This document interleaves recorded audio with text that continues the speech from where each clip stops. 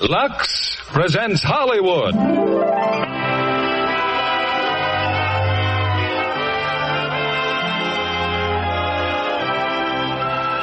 Lever Brothers Company, the makers of Lux Flakes, bring you the Lux Radio Theater, starring Tyrone Power, David Niven, and Jane Greer in The Bishop's Wife. Ladies and gentlemen, your producer, Mr. William Keighley.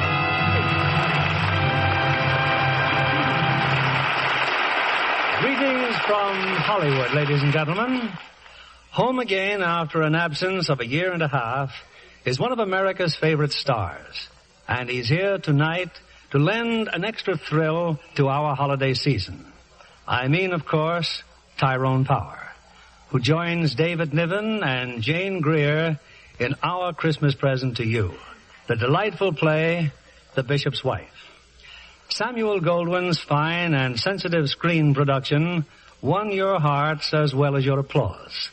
And those who saw the picture will have a special welcome tonight for David Niven, who plays his original screen role as the bishop. I'm sure most of you are quite busy these days with last-minute shopping and getting the house in order for the holidays, a time of year when you'll need plenty of Lux Flakes. In fact, there's a most unusual holiday use for Lux Flakes on your Christmas tree, which we'll tell you about later.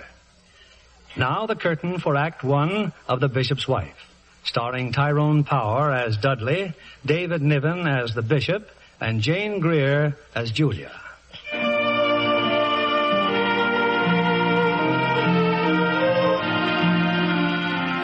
It's a late afternoon in December. In a rather shabby section of a large city, two old friends have an unexpected meeting. Julia, what a wonderful surprise, my dear, beautiful Julia. Professor Wutheridge, but what are you doing here? I'm about to negotiate the purchase of a Christmas tree. I didn't know you celebrated Christmas. I thought you had no religion. No, I don't, but I like a Christmas tree. Reminds me of my childhood. Can you imagine me ever having been a child? Tell me, how's Henry? Oh, he's well, I suppose, but so tired and worried. You're raising money for the new cathedral, huh? Slow work, Professor. And you, how's your book coming? Oh, splendidly. Greatest history of Rome since Gibbons. Oh, I wish it weren't so late. The cathedral committee's meeting with Henry. I really should be there. Well, one of these days we'll have time for a nice talk again. Oh, here, for Henry's cathedral fund. This coin? It has very little value, I'm afraid. Just an old Roman coin. I picked it up years ago in Italy. Oh, it's a wonderful contribution. Nonsense. Might be called the widow's mite, only I'm not a widow. Julia, what's the matter? Nothing. Oh, if Henry and I could only spend Christmas back here, where we were so happy. With you, with all our old friends. No. Oh, I'm sorry. It was really very childish of me. Goodbye, Professor. Goodbye, Julia. Why, Professor, how good to see you again. Who are you? And how well you look after all these years.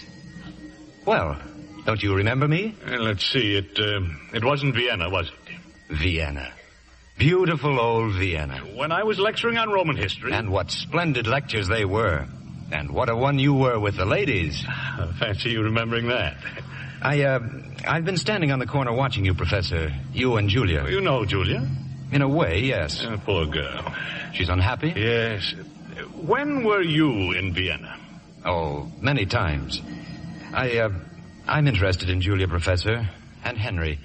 What seems to be their trouble? Oh, no special trouble, I imagine. Henry's a bishop now, Oh, yes, that used to be his church over there.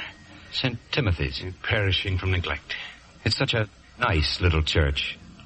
Well, delighted to have seen you again, Professor. Strange.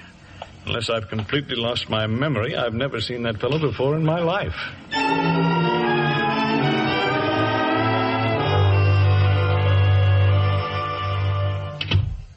Julia? I'm terribly sorry I'm so late, Henry. Has everyone gone? Yes, dear, some time ago. Not another argument, Henry. Mrs. Hamilton... Mrs. Hamilton is a selfish, vain old... She made it very clear, Julia. Either we build the cathedral the way she wants it, or it won't be built at all. Oh, what a ghastly meeting. You didn't give in to her. Indeed not. I made it very clear I have no intention of being strangled by her purse strings. Oh, Henry, I'm proud of you. I had the most unchristian impulse to take those blueprints and give her a good whack over a mink coat. I beg your pardon, Bishop. Yes, Miss Castaway? Mr. Trevor's on the phone. Tell him the bishop will call him back, please, after dinner. Yes, Mrs. Brougham. Henry, What's happened to you? To us? To our marriage? That's a strange question to ask. No, we used to be so happy. We used to make other people happy. Henry, that was your gift. You're no financier and you're no promoter. Kowtowing to people, flattering them, begging them. It's got to be done, Julia. I want this cathedral to stand like a great beacon. I want its light to shine. I want... Yes, Henry. Oh, here's a contribution I collected. Oh, what is it? It's an old Roman coin from Professor Wutheridge. Oh, what does he think I can do with it? Well, it's a beginning. Now all you need is just another $4 million. Julia, don't be flippant about this. Well, if dinner's ready, let's have it over with. I've got a lot of work to do tonight. The soup's very good, Matilda. Oh, thank you, Mrs. Brown. Oh, Julia, I'm sorry I was so thoughtless just now. I was just thinking, tomorrow, perhaps we could spend the day together. Henry. Call on the professor, maybe. Have lunch at Michelle's. Michelle's? Oh, it's been years since we've been there. Please forgive me. Yes, Miss Castaway? Well, I've been trying to explain to Mr. Trevor, but he simply insists upon talking to you. Oh, Julia. He's on the cathedral committee, isn't he? Well, go ahead, dear. You'd better talk to him. Yes, Mr. Trevor. Very well, Mr. Trevor. I'll be there. 10:30 tomorrow morning. Good night. You may as well go home now, Miss Castaway. Oh, but there's still a great deal of work to do, sir. You're a secretary, not a machine. Now run along. Well, thank you. Oh, and don't forget, you have a speech to make tomorrow at the Junior Assembly. Oh, no. What time? It's a luncheon meeting, 1:00. Good night, Bishop. Good night, Miss Castaway. Oh, God, what am I to do? Can't you help me? Can't you tell me? Oh, God, please. Please help me. Yes? Good evening. Oh, what can I do for you? That isn't the question, Henry. Oh, well, what is it? What can I do for you? Look, I'm afraid you must telephone for an appointment. I'm in the middle of dinner. I know, Henry. But you asked for help, you know. I asked... Who told you I asked for help? Well, you are known to be a good man, and you were heard. I was instructed to come here in answer to your prayer. Who are you? I'm an angel. I beg your pardon? An angel. An angel. I knew it. I've been working too hard. Now, don't be alarmed. I know it's hard to believe even for you, but this is my district, and I... Do you mind if I sit down? No, please, do. And now let's see. You have some problems concerning the building of a new cathedral. Yes. Oh, here's a picture of it.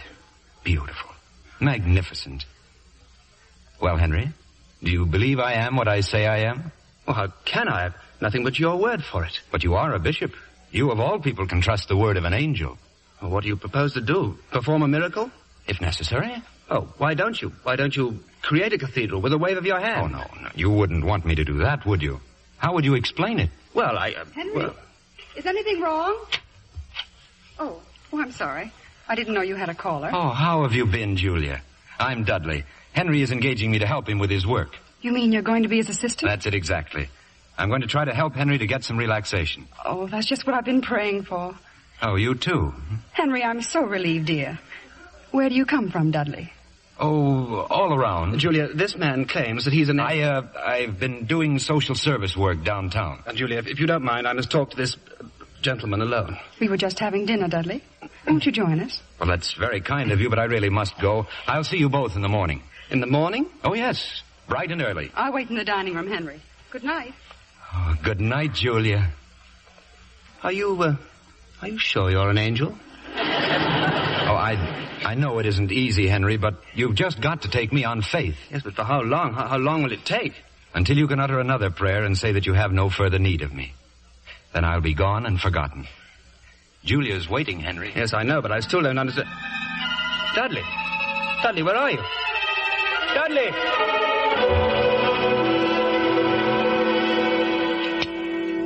What's wrong, Henry? You look so pale. Do I? Sit down, dear. Henry, what's the rest of Dudley's name? I don't know. Why, Henry, you're trembling. I'm not surprised. A lesser man would quiver. Well, you'll feel better after you've eaten. Matilda's baked your favorite dessert, dear. Angel food cake. Henry, what is it?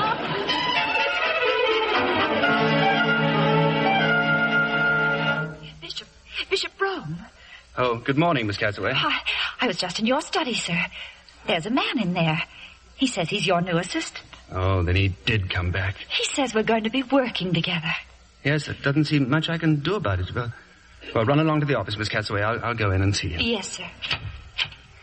Well, here I am, Henry. Completely at your service. Now, it may interest you to know I didn't sleep 20 minutes last night. I don't mind adding I'm in a highly nervous condition. Oh, well, then the first thing we'll have to... Oh, good morning, Julia. Good morning, Dudley. It's a lovely day. Lovely. Henry and I are going out together. Oh, Julia, I'm terribly sorry, but we can't. I got to see Mr. Trevor at 10:30, and after that there's the junior assembly. But you promised, Henry. Yes, I know I did. Well, Dudley could represent you at those meetings, couldn't he? Could I? Well, that's out of the question. They expect me. It would never do if I sent an assistant. Excuse us, Dudley. I want to speak to my wife. Oh, of course. In the hall, dear. Julia, you see, the trouble is... Well, that man in there... Oh, I can't explain. You needn't try, Henry. Oh, but you mustn't think... This is the way it is. This is the way it always will be. Well, I'll tell Matilda she can have the day off for Christmas shopping. I'll take care of Debbie. I'll see you at dinner, Henry. What are you doing, Dudley? I'm just looking through your files, Henry. Well, I see that Mrs. Hamilton has pledged $1 million to the cathedral fund, but she hasn't sent her check. Well, never mind that file. That's work for a bookkeeper, not work for a bookkeeper. Well, so you're beginning to believe in me. I don't know who you are. I don't know where you came from or who sent you. I only wish you'd make haste. Because the cathedral must be built? And obviously that's the most important thing. Or because Julia must be happy. It's going to be difficult to help you, Henry, unless I'm sure of what it is that you really want. Yes, well, I'm afraid you'll have to excuse me. Mr. Trevor likes punctuality. Well, run along, Henry. This file's in an awful mess. I think I'll reorganize it. I still think you're wasting your time on unimportant details. Well, nothing's unimportant, Henry. Remember, we're interested in even the lowliest sparrow. Bringing in the sheaves, bringing in the sheaves. Oh, hello, Debbie. Well, come in. How did you do that just now? All those cards in Daddy's file? You just waved your hand and they all jumped out of the box and jumped in again. Oh, that. Well, it's just my system of rearranging card files. Do it again. Some other time, You're Dudley, aren't you? Mommy told me. Mommy says you're very nice. Well, that's extremely kind of Mommy. She said that maybe with you here, maybe we'll get to see Daddy once in a while. Yes, maybe we will. Debbie, that'll be enough out of you, dear. Come along. Yes, Mommy. Oh, so you're going out, To the park. I'm going to play in the snow. Goodbye, Dudley. Goodbye, Debbie. Have a good time.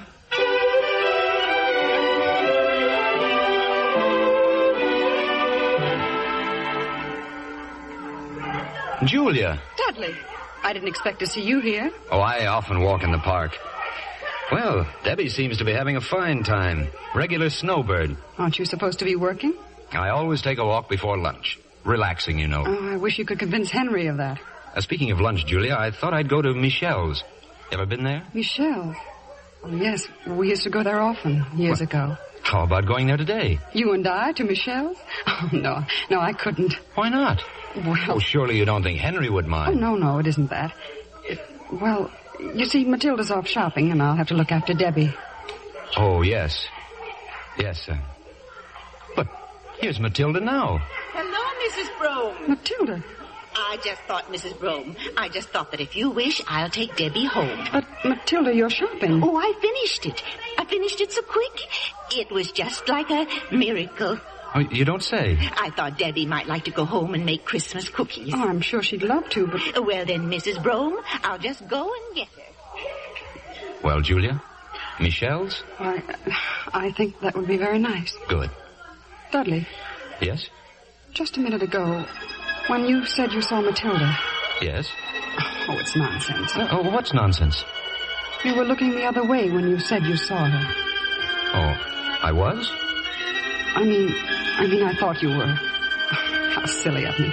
Wait here, Dudley. I'll say goodbye to Debbie.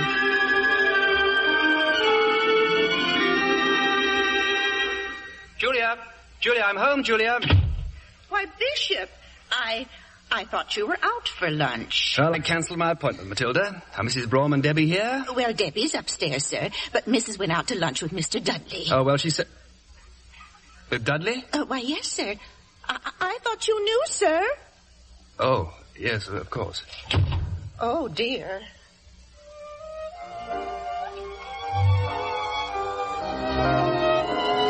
so glad you knew about Michelle's, Dudley. It's so nice to be back here again. Only? Well, you seem to know so much. Makes me feel uncomfortable. Well, in that case, I'm sorry I ever learned anything. You have memories of this place, haven't you? Yes. As a matter of fact, it was in this restaurant that Henry asked me to marry him. Yes, I know. You know? I mean, I know how you must feel. There's a fortune teller over there. You care to have your palm read? No, thank you. Would you? No, I know too much about myself as it is. And I know so little about myself. Oh, really? May I look at your hand? Can you tell fortunes, too? It's not too difficult. Well, what do you see? I never noticed, Julia. Your eyes are green. I see a great deal of happiness. I see a woman who's adored. I see a rich, full life. Do you see Henry's new cathedral? No. No, I don't. And Debbie? Oh, no need to worry about her. She'll be like you, Julia. She'll have youth and beauty no matter how old she lives to be. I wish I could believe you. You may. You haven't looked at my hand once. I simply don't know what to think of you, Dudley. Whether you're serious... Oh, no. Well? That table over there. No, don't look. 3 ladies, all on the cathedral committee. They're simply glaring at me. Well? They saw you holding my hand. My hand. Oh. Well, then if you'll excuse me, I'd better do something about it, hadn't I?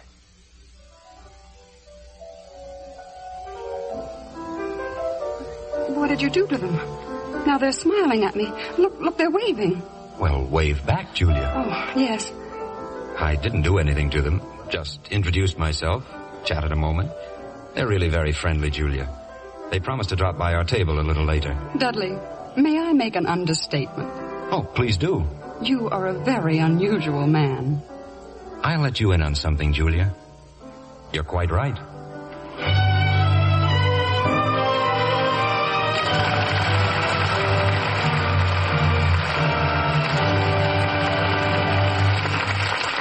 Before our stars return with Act 2 of The Bishop's Wife, here's Libby Collins, our Hollywood reporter. John, I have wonderful news for movie fans. Jean Tierney is back in her first picture since her new daughter was born. 20th Century Fox gave her the lead in Whirlpool, a top-notch thriller. There are a kleptomaniac, a hypnotist, blackmail, and a murder charge in it. Well, sounds like a real spine-tingler. Oh, it is. And Jean is wonderful as a wealthy young wife who rebels at living within her husband's income. Who was the lucky man? Richard Conte. But he says he feels a lot safer in man-to-man combat than he does in a love scene. Jean is dynamite on the screen. And a wonderful wife and mother at home. Between takes for Whirlpool, she often sewed or knitted for her 2 little daughters. She loves detailed handwork. And naturally, when she puts so much time and work into the children's things, she insists they get gentle care. Lux Flakes are a standby in her household.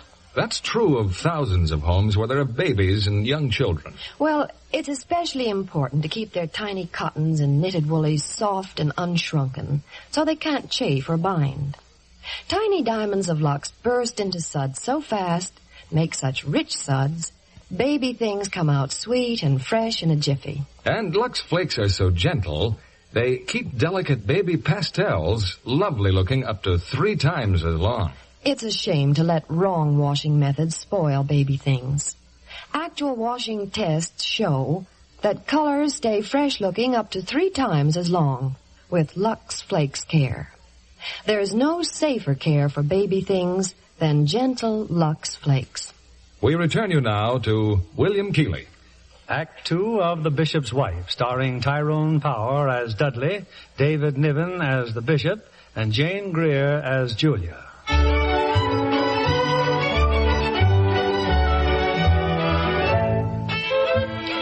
Reliable authorities tell us that the Christmas season is the happiest time of the year. But it's anything but that for young Bishop Henry Brougham. Determined to build a cathedral, he can't raise the money. And if that isn't trouble enough, he finds his prayers have been answered in the person of a young, handsome, and full-fledged angel named Dudley, who seems to find the bishop's wife better company than the bishop. I enjoyed lunch very much, Dudley. Now, don't you think we'd better go home? But I thought you liked to walk. Oh, I do. But Oh, Dudley, wait. There's a friend of mine. Professor Wutheridge. Professor, wait. Julia, what wonderful luck meeting you again. This man, are you with him? Yes, of course. Dudley, this is Professor Wutheridge. Oh, the professor knows me well. The University of Vienna.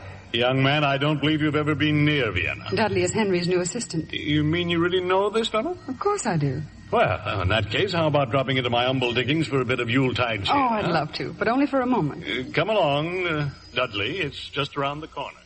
Well, Professor, when are you going to show us your book? My book? Never. Please. Oh, you're writing a book? You didn't know? You didn't tell me. I described the book in detail in the course of those lectures I gave in Vienna. Julia, I'm now certain this fellow's an imposter. Oh, that book. Oh, I thought you finished that one years ago. Oh, I see. No, for 20 years I've talked about that book, but in all that time I haven't written a word, not one word. But why not? Because I can't think of anything original to say. Just the same old monotonous history, dry as dust. Never could find the right words, either to tell to a pretty girl or to write a book. Even when you had this coin to inspire you? Well, that's the coin you gave to Henry, Professor. Yes, I borrowed it from Henry's desk. And you wasted your time. It's worthless. Oh, on the contrary. This coin is one of the rarest of all antiquities. Only 100 of these coins were minted by Julius Caesar 2,000 years ago. That was when Cleopatra visited Rome. Presumably these coins were used to pay her hotel bill. Why, that's amazing. Nobody knew about it except Caesar's wife, and she had the coins destroyed. But this one she overlooked. It's an unwritten chapter in history, and you, Professor, will write it. Do you know any more stories like that? Oh, any number of them. Oh, you're a curious fellow, Dudley. Have you just begun to notice that? Where do you come from? Well, what if I told you that I come from another planet? Would you believe me? I don't know. I'd believe you, Dudley. And you'd be right, Julia, as always. We all come from our own little planets. That's why we're all different. That's what makes life interesting. Oh, it's getting late. I must be leaving, really. Oh, sorry, Professor. My wine bottle wasn't empty. We could say goodbye with another drink. Empty? Oh, yes, I had barely enough for the bottle. It's half full. Oh, well, save it for next time, Professor. I'm really getting old when I can't see what's inside a wine bottle. Dudley. Yes, my friend? There's one thing that troubles me greatly. Well? To write a history is a tremendous task. I wonder, will I have time to finish it? You'll finish it. You'll have time. I don't know why I'd ask you that question. How would you know? Yet somehow I believe you. You see, for quite a while now, every time I passed a cemetery, I felt as if I were apartment hunting. Goodbye, Professor. Come and see us, please. I will. Goodbye, and God bless you both. I'll pass that recommendation along. Thank you, Professor.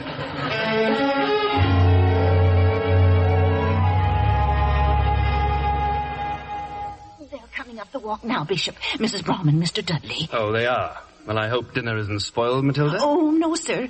I had sort of a feeling they might be late. Very considerate of you. Henry?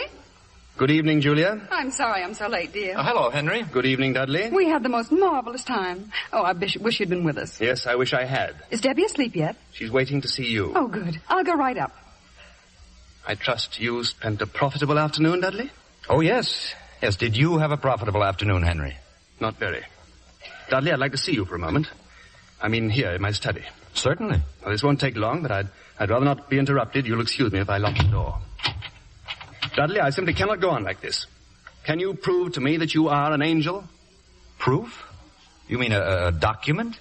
Oh, surely you of all people should know that angels need no passports. I'd be a lot happier if I could see you perform a miracle. Well, what kind? Well, make this desk rise up and fly around the room. Oh, Henry, please. I didn't come here to do tricks. I'm surprised at you. I don't believe you are an angel at all. I think you're a demon right out Henry, no. No, don't say that word. Well, anyway, now you know how I feel. Yes. Now, wait a minute, Dudley. I'm not through yet. There's another matter. The door. I locked that door. He just opened it and walked out. Dudley! Wait a minute. Dudley! Now it's locked again. Oh. Dudley! Run upstairs, dear, to say goodnight to Debbie. Oh. Anything wrong? Oh, no, nothing. Oh, you look very well, Julia. You're very bright and gay. I feel gay, Henry. I think you're an excellent wife, Julia. Why, thank you. I'm proud of you. I'm proud of the well-ordered life we lead, and I want you to know that I think the credit for that is due to you much more than to me. Thank you again, dear. Do you think I'm an excellent husband? Of course, dear. Henry, I hope you're going to take things easier now. I mean with Dudley here. I think he's very able. You do? Yes. He knows so many things. What, for instance? Well, you should have seen him this afternoon. We met Professor Wutheridge. Why, Dudley knows more about history than he does. He should. He's been at it longer. What? Oh, nothing. I'll go up and see Debbie now, dear. Don't you know any stories, Mr. Dudley? Oh, I know hundreds of stories, Debbie. I think it would be very nice of you to tell me one. Well, I know a story that happened many, many years ago about a boy who lived in a little town. What was his name? His name was David. He was a shepherd, and the town where he lived was called Bethlehem. Oh, I know Bethlehem. That's where the star was. That's right. Only David lived long before the star. Well, one night David was out in the hills tending his sheep. He was playing the harp and singing. And then all of a sudden, an angel came down and spoke to him. How did David know he was an angel? Oh, he didn't know. And that's the way it always is. Angels come down and put ideas into people's heads, and then people feel very proud of themselves because they think it was all their own idea. Well, anyway, this angel spoke to David. One of your lambs has strayed, he said. So David put aside his harp and went out into the darkness to find the lamb. Of course, the angel guided him. And when David found the lamb, he saw a great ferocious lion there. Oh, dear. So David said to the lion, "You get away from that lamb." And the lion said, "You get away from me or I'll eat you too." Did David run away? Oh, no. No, the angel put another idea into his head. And David took out his sling and hurled a stone right between the lion's eyes. Served him good and right. Yes, I think it did. And David picked up the lamb and carried it back to the fold. And then he felt so happy that he took his harp and he made up a new song. It started like this. The Lord is my shepherd. I shall not want. He maketh me to lie down in green pastures. He leadeth me beside the still waters. Oh, come in, Henry. I think you can tell the rest of this. Some other time. Well, good night, Daddy. Good night, darling. Now, if you're ready, Dudley, so is dinner. Thank you, Henry. Thank you.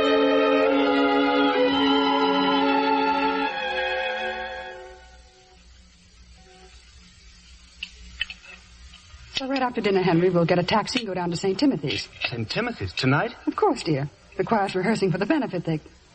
Henry, we promised Mr. Miller we'd... Oh, Julia, I telephoned Mrs. Hamilton this afternoon. Henry. I apologized to her for some of the things I'd said. I had to, and she said I might call on her tonight. But the rehearsal's just for you. $1 million for Mrs. Hamilton, dear, is far more important. Besides, Mr. Miller will be delighted to see you. You're his bishop, Henry. And besides, I just don't like going alone. Oh, my evening seems quite free, Henry. Oh, no, definitely not. You've done enough already. Well, I was about to suggest that I see Mrs. Hamilton and you take Julia to St. Timothy's. You and Mrs. Hamilton? Oh, no. Well, it's just a suggestion. Dudley, would you mind very much going with me? Julia! Yes, Henry? Well? I think that might be a very good solution. Thank you, Dudley. You're welcome, Henry.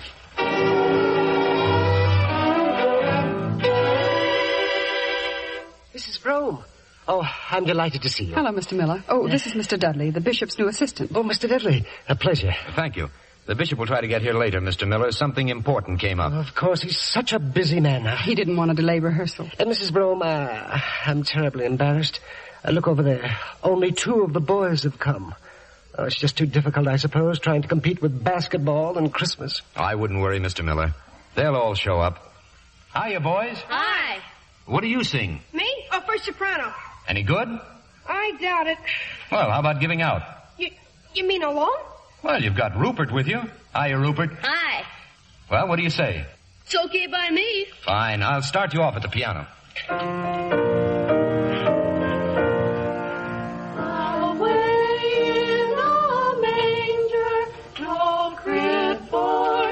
Mrs. Brougham, look. Here come some of the other boys. Why, yes.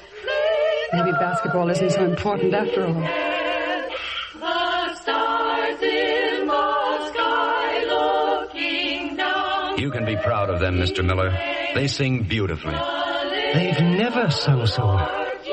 Never. And look, they're all here now. I don't understand. Oh, if Henry could hear this. Like angels. Better, believe me. Baby wakes, but little Lord Jesus knows. I'm so relieved, Bishop Brougham. You needn't make any further apologies. Oh, thank you, Mrs. Hamilton. And in view of your generosity, the George B. Hamilton Memorial Chapel shall be located wherever you specify in the new cathedral. Well, now we're getting somewhere, aren't we? Oh, there's another matter. That window depicting St. George and the dragon. Yes? I should very much like the countenance of St. George to resemble my late husband. Oh. Who do you see as the dragon? Oh, any dragon. Thank you. Well, now that we're in such complete accord, would you mind very much if we postpone the details? Julia's waiting for me at St. Timothy's. Very well. We can go over the plans when I transfer the funds. Thank you so much. Well, that's strange. Is anything the matter? Well, this chair, I can't get up. It's stuck to I'm stuck to it. Stuck to the chair? Yes, it doesn't seem quite right, does it? Stevens, come here, please. Yes, madam. There is something wrong with the bishop's chair. Oh, madam. It must be the new varnish. The furniture people should have warned us. I do hope I'm not harming the chair. Oh, this is preposterous. Awkward situation, isn't it? Perhaps you'll give a little pull at the back, Stevens. Yes, sir. Again, please. Your trousers, sir. I'm afraid if we pull any more... Mrs. Hamilton, might I use the telephone? Yes, of course. It's right over there. Can you walk? After a fashion. That chair, madam, it clings to him like a brother. Well, do something, Stevens. Call the shop. Get a plumber. Hello? Matilda, this is Bishop Brougham. I'm at Mrs. Hamilton's. I want you to come here at once with another pair of trousers.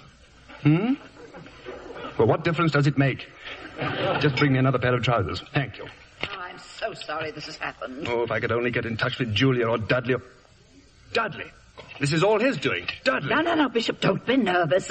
Have a chair, Bishop. I have a chair.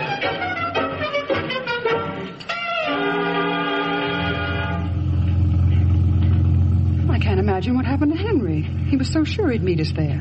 Well, I suppose he's detained at Mrs. Hamilton's. Oh, of course. You know, Dudley, it's a strange thing. You seem to be able to make me feel as if everything's going to be all right. Everything could be all right for everyone, Julia, if people would only learn to behave like human beings. It's a lovely night, isn't it?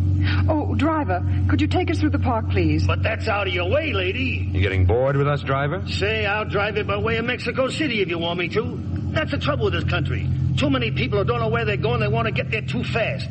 I'd call you two very unusual people. Oh, thank you. You're very perceptive. You know your destination, but you're in no hurry to get there. And you're not reluctant to invest an extra 4 bits for a detour with Mother Nature. Get ready, watch where you're going. Oh, that was really a close one. Holy smoke. Did you see the way I missed that truck? Like a miracle. Yes, I know, but just don't overplay your hand. Hey, look, they're ice skating over there. Oh, so they are. Julia, we're going ice skating. Oh, no, we mustn't. It's too late. We couldn't. Do you really think we could? You can stop here, driver. We're going ice skating. Oh, and you too.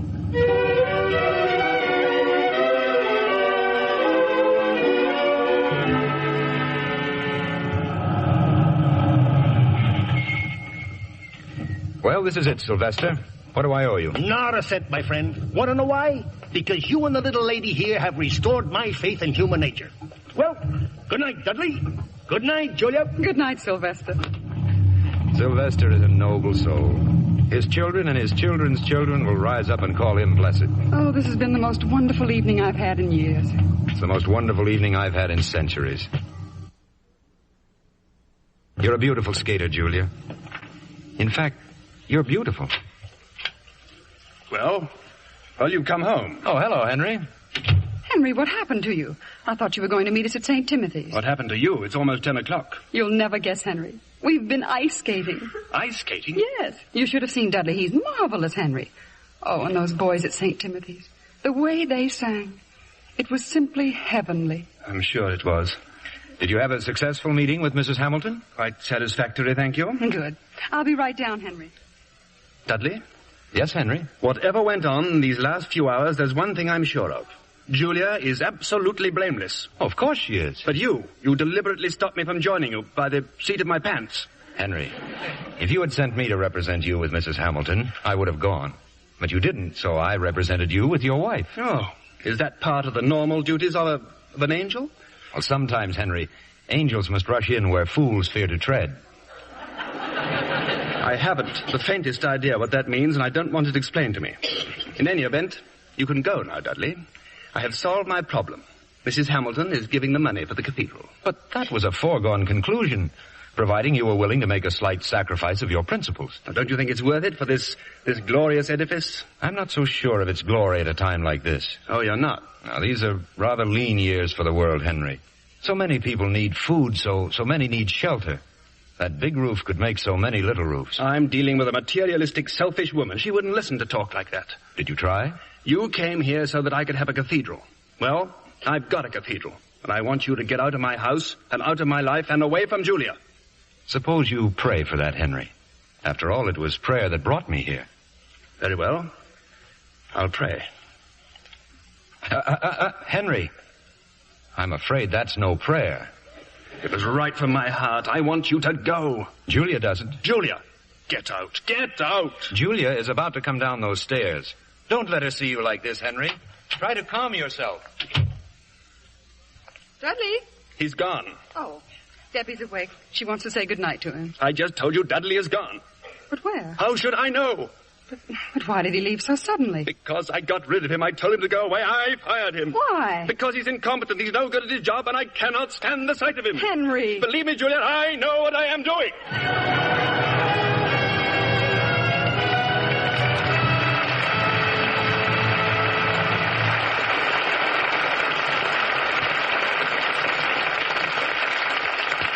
We pause now for station identification. This is CBS, the Columbia Broadcasting System.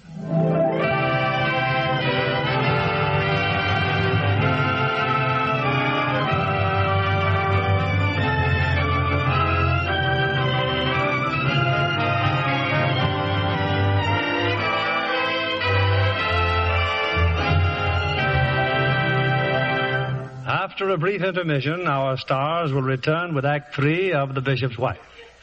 Our special guest tonight is the well-known dress designer of the Samuel Goldwyn Studios, Mary Wills, who's responsible for many of the stunning fashions we see on the screen. What was your latest assignment, Mary? My Foolish Heart for Mr. Goldwyn. That picture fascinated me so I hated to see them finish it. You know, Susan Hayward is splendid in the highly emotional role of a woman who gives everything for love. And Dana Andrews as the man in her life was never better. He's one of my favorites. Yes, their tender love scenes are beautifully done. Miss Hayward took a great interest in the details of her costumes for My Foolish Heart, especially stockings. She insisted they be very sheer and fit perfectly. And she always insists on Lux Flakes to keep them that way, Mr. Kennedy. These tiny diamonds of Lux are the favorite stocking care of a great many stars. We always use them at the studio. They suds wonderfully fast and freshen nylons in a hurry. Besides, we find stockings last much longer. That's been proved by scientific strain tests. Identical stockings rubbed with cake soap or washed with a strong soap went into runs much sooner than those washed with Lux Flakes. The Lux stockings lasted twice as long. Miss Hayward likes to choose a single stocking shade that blends with a variety of costumes and then orders it in quantity. A thrifty idea for a girl on a budget. If one pair is damaged, the odd stocking can always be matched. Lux Flakes keep colors truer, make stockings last longer, too. No wonder over 90% of the makers of stockings recommend Lux Flakes. Here's our producer, Mr. William Keeley. The curtain rises on the third act of The Bishop's Wife, starring Tyrone Power as Dudley, David Niven as the Bishop, and Jane Greer as Julia.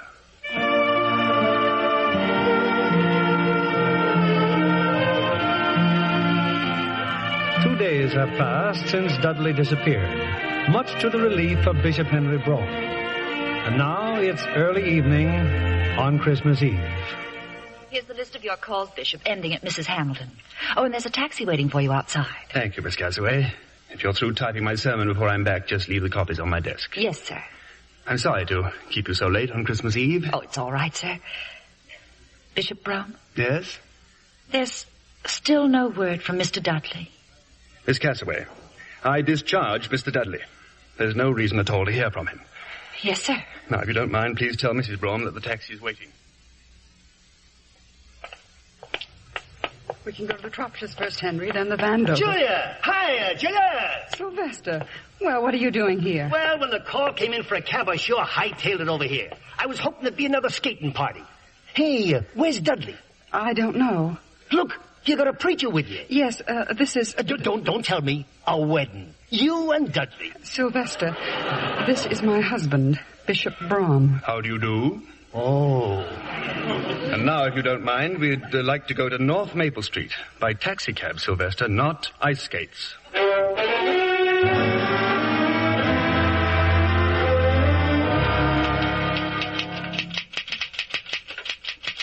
Good evening, Miss Cassaway. Mr. Dudley. Did I startle you? Oh, yes, I didn't hear you come in. But where have you been? Oh, here and there, Miss Cassaway. Why, we've been so worried about you. And poor Mrs. Brougham, she's been popping in and out of here all day. Have I seen you? Have I heard from you? Where is she? She and the bishop are making Christmas calls. Oh, they'll be home. Oh, yes, sir.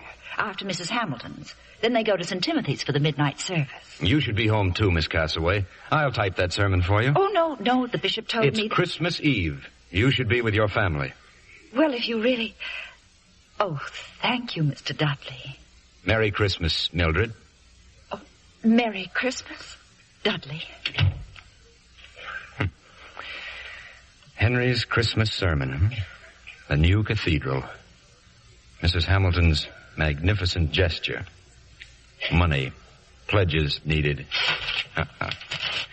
Sorry, Henry, but that's no sermon for Christmas. Suppose you tell them the story of an empty stocking. Once upon a midnight clear, there was a child's cry. A blazing star hung over a stable, and wise men came with birthday gifts. We have forgotten many things during the centuries, but not that night.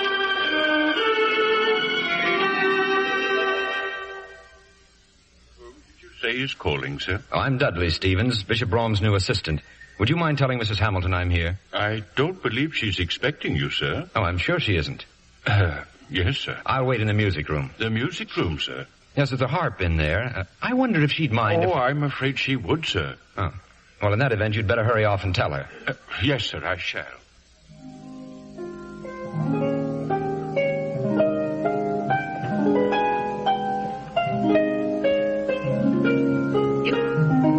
Who are you?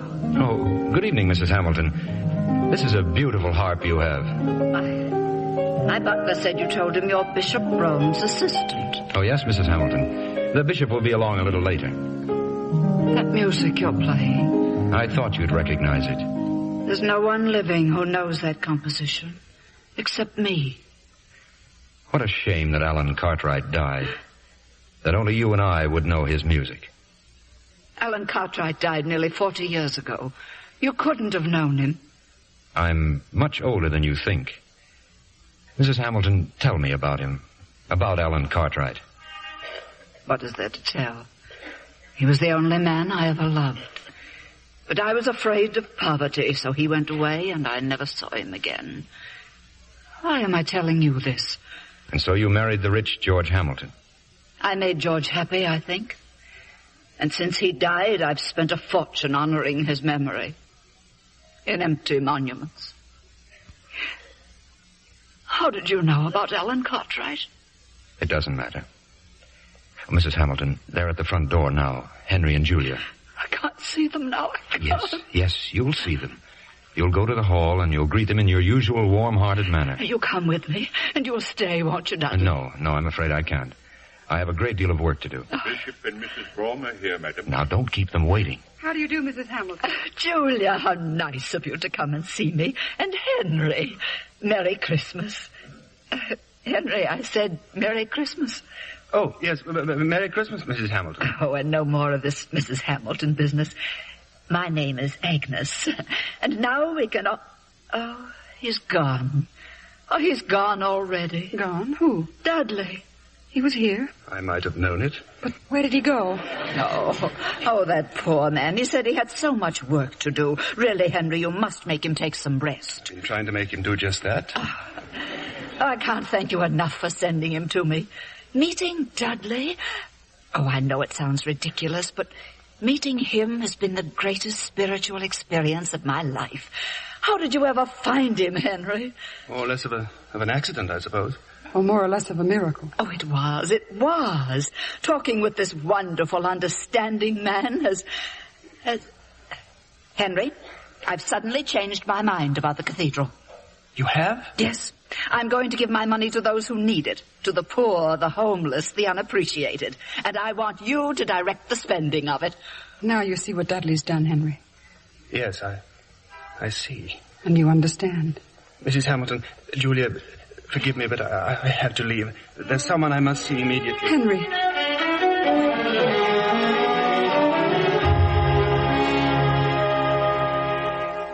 Henry, my dear fellow, sit down. Professor Wutheridge, I just had to see you. Yeah, I'm delighted. Here, Henry, here. A glass of sherry. No, thank you. Oh, but I insist. Henry, you see this bottle? Now watch. I filled 2 glasses. Behold, the bottle is still half full. And what's more, the sherry itself, it stimulates, it warms, it inspires. But no matter how much you drink, it never inebriates, and the contents never diminish. Always half full. Dudley's been here? Yes. And that bottle isn't all. He told me to look up some ancient texts in the library, which no living scholar has ever been able to decipher. I read them as if they were English. Let's face it, Henry. This Dudley fellow is not like the rest of us. He says he's an angel. An angel? That's funny. Nothing stopped me from saying it that time. Angel. He says he's an angel. From heaven? That I'm not so sure about. An angel. It's too bad. He's such a nice fellow. He's brought nothing but disaster to me. Oh, that's absurd. He and Julia were here the other day. She seemed happier than she'd been in years. He's made her despise me. Are you sure? That's why I've come to see you.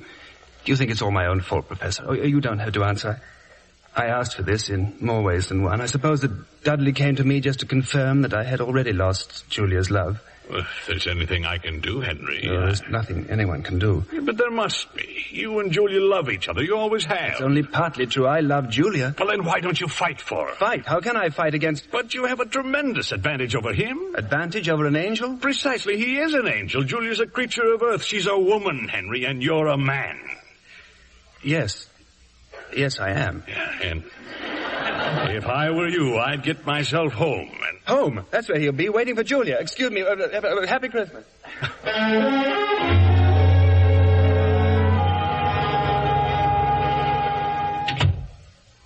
Henry, is that you, dear?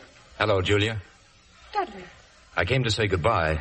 I have to be moving along. Oh. Well, where will you be going? Wherever they send me. They? My superior officers. Will we ever see you again? Well, they seldom send us twice to the same place, Julia. We might form attachments. I don't know what you're talking about. No, of course not. Julia, I don't want to leave. Why?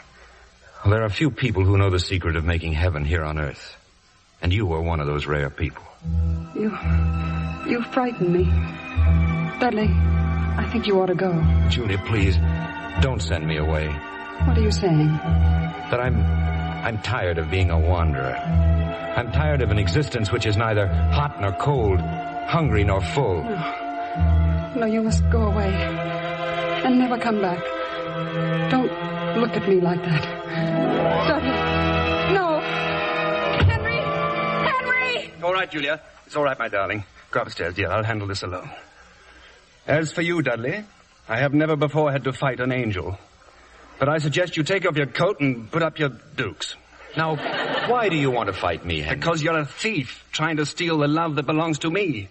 Henry, do you realize that as an angel, I could quite possibly destroy you with a bolt of lightning? I don't care. Julia means more to me than my life. I'm not going to lose her. Then I have news for you. I'm going. I'll accept that as a fact when I see it happen. Oh, no, you won't. Because when I'm gone, You will never know that an angel visited this house. And Julia? What about her? There will be no memory with her either. Or with Debbie or the professor or anyone else. Oh, I don't trust you. You may, Henry, because your prayer's been answered. That's not true. I prayed for a cathedral. No, Henry. You prayed for guidance. And that's been given to you. I'm being paged. Just a minute, please. Goodbye, Henry. If we should need you again, will you come back? Not I. I'm requesting an assignment at the other end of the universe. Is that because I was so difficult? Oh, no. This difficulty was in me. When an immortal finds himself envying the mortal trusted to his care, it's a definite signal of danger. Yes, I heard you the first time. Now go upstairs. Take her in your arms, Henry. And kiss her for me. You lucky Henry.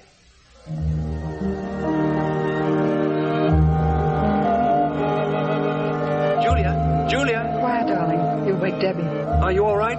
Oh, yes, of course I am.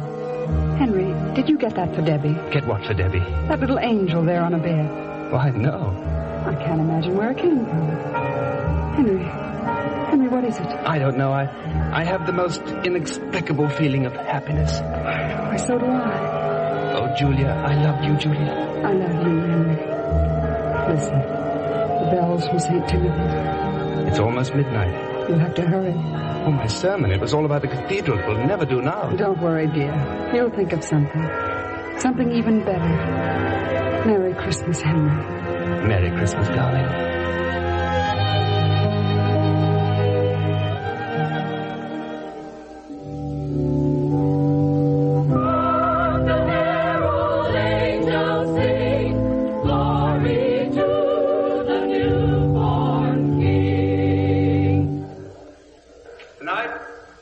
Tell you the story of an empty stocking.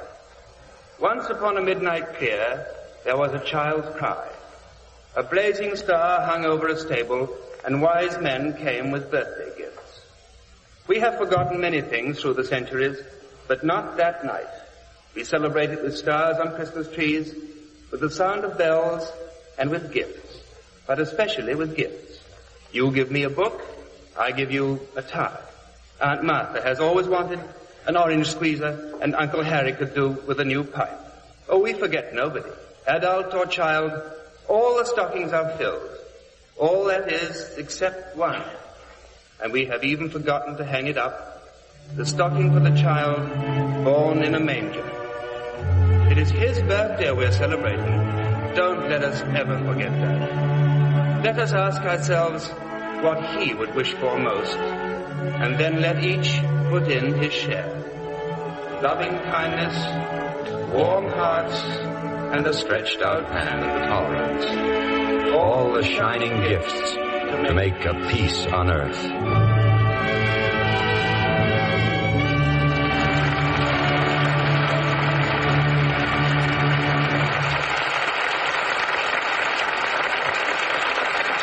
Our stars will return for their curtain calls in a moment. Libby, since you gave your prize recipe last week for making Christmas snow, we've been swamped with letters asking us to repeat it. Oh, well, I'm not a bit surprised, John. It's such a novel decoration for a Christmas tree. The branches look as if they were covered with freshly fallen snow. The kids especially have asked about it. You said it was easy. Oh, it is. They can do it without any help from grown-ups. Just add 2 cups of lukewarm water to a large box of Lux Flakes. Whip with an egg beater until it's the consistency of thick whipped cream. Then spread the mixture on the tree branches with your fingertips. It dries in about an hour. And it lasts as long as the tree. When it's dry, add your lights and ornaments as usual. You can use fewer ornaments, though, because Lux Christmas Snow is a decoration in itself, and so inexpensive.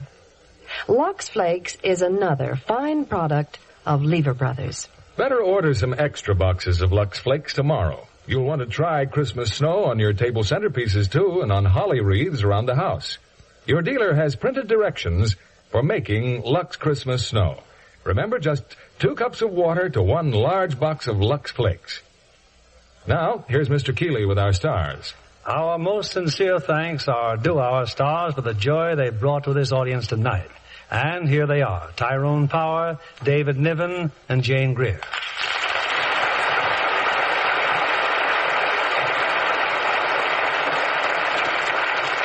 Ty, it's good to have you back in Hollywood after all these months. Well, well, I'll try this again, once more. Until you've been away a year and a half, you never know how good home looks. You know, I was just figuring up the other day. In the last 4 years, I've only been here 10 months. Well, I guess you're ready to settle down. Well, for a few days, David. And then Linda and I are going down to Mexico City to spend New Year's with her family. You travel as much in real life as in The Prince of Foxes. 20th Century Foxes, that is. Nice to know you haven't changed a bit, David. Well, Ty, you certainly had an exciting role in the picture, and your performance merits our congratulations. And this would be a good time to congratulate Jane on the recent arrival in her family. 2 boys must be a houseful, Jane. Oh, 2 aren't nearly enough. But I will say the Lux Flakes consumption is running rather high. Well, we certainly can help you out there. There's some in the wings for all of you to take home. We appreciate it, Bill. Now, what about next week's play? It's a gay musical, David. The Warner Brothers hit, My Dream Is Yours. And the stars will be June Haver and Jack Carson. My Dream Is Yours is a delightful love story full of sparkling songs in just the right mood to top off the Christmas season. That's a wonderful holiday play. Well, good night. Good night. Good night.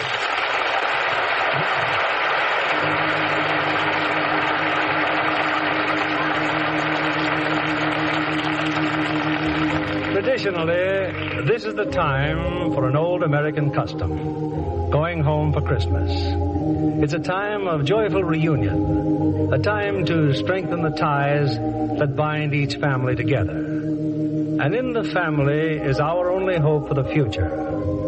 For from deep in our hearts and our homes must come the fulfillment of the age-old promise of Christmas, the promise of peace on earth and goodwill among men, all men.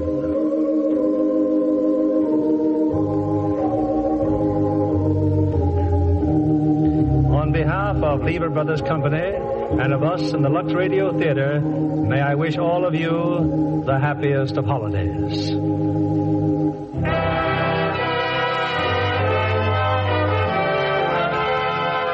And we invite you all to join us again next Monday evening when the Lux Radio Theater presents Jack Carson and June Haver in My Dream Is Yours.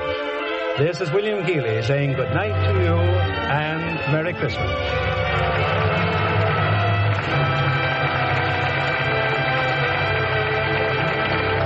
David Niven will soon be seen in the Alexander Korda production, The Elusive Pimpernel.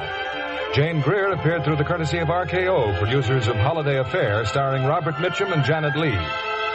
Heard in tonight's cast were Willard Waterman as Professor, Eleanor Audley as Mrs. Hamilton, Frances Robinson as Miss Cassaway, and Bill Johnstone, Gilbert Barnett, Philip Teed, Noreen Gamil, Ann Whitfield, Howard McNear, Eddie Marr, and Alan Reed Jr. Our play was adapted by S.H. Barnett, and our music was directed by Louis Silvers. This is your announcer, John Milton Kennedy, reminding you to join us again next Monday night to hear My Dream Is Yours, starring June Haver and Jack Carson. Screen stars are thrilled with the new bath-size Lux toilet soap. It's so luxurious, they say, leaves such a lovely clinging fragrance on the skin. Try this big satin smooth bath cake 9 out of 10 screen stars use. Enjoy its rich creamy lather, abundant even in hard water. In a jiffy, it whisks away dust and dirt, makes you sure of skin that's fresh, really sweet. Fastidious women love the delicate Lux toilet soap perfume, an exclusive blend of flower fragrances. Rose, lilac, jasmine are just a few. The generous new bath-size Lux toilet soap is now available everywhere. Get a few cakes tomorrow.